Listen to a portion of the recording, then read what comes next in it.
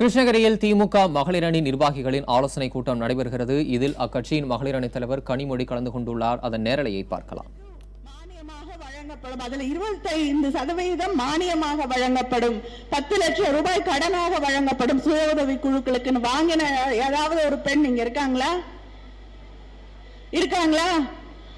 ஆனால் சுய உதவி குழுக்களை இந்த மாவட்டத்தில் தொடங்கிய தலைவர் கலைஞர் அவர்கள், அண்ணன் தளபதி ஸ்டாலின் அவர்களின் கையால் சுழல் நிதியை வாங்கிய எத்தனை பெண்கள் இருக்காங்க?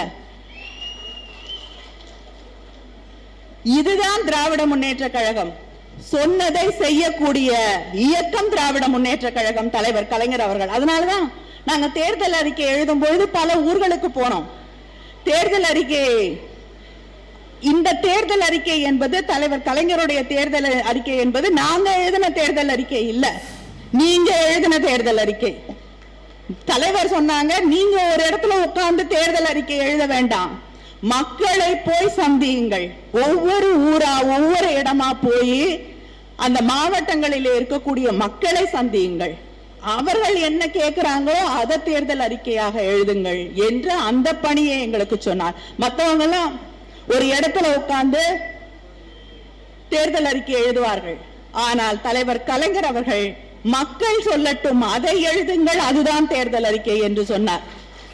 அதனால இந்த தேர்தல் அறிக்கை எழுதுவதற்காக நாங்கள் ஒவ்வொரு மாவட்டமாக போய் அங்க இருக்கக்கூடிய பெண்களை சந்தித்தோம், விவசாயிகளை சந்தித்தோம், தொழிலதிபர்களை சந்தித்தோம், தொழிலாளிகளை சந்தித்தோம், மாற்றுத்திறனாளிகளை சந்தித்தோம், அரவாணிகளை சந்தித்தோம், இளைஞர்களை சந்தித்தோம், மாணவர்களை சந்தித்தோம்.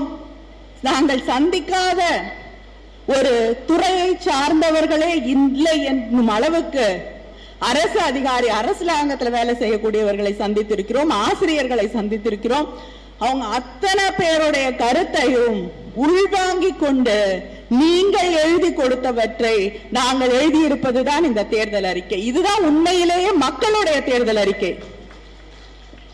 இந்த தேர்தல் அறிக்கையில எல்லாரும் ஒண்ணு எங்க கிட்ட சொன்னாங்க, நீங்க எழுதுங்க தேர்தல் அறிக்கையில இதை ஏதாவது ஒரு கருத்தை சொல்லுவார்கள். அப்ப நாங்க கூட எதிர்த்து வாதம் பண்ணுவோம், இதை எப்படி செய்ய முடியும், இது கொஞ்சம் கஷ்டமாச்சு அப்படின்னு.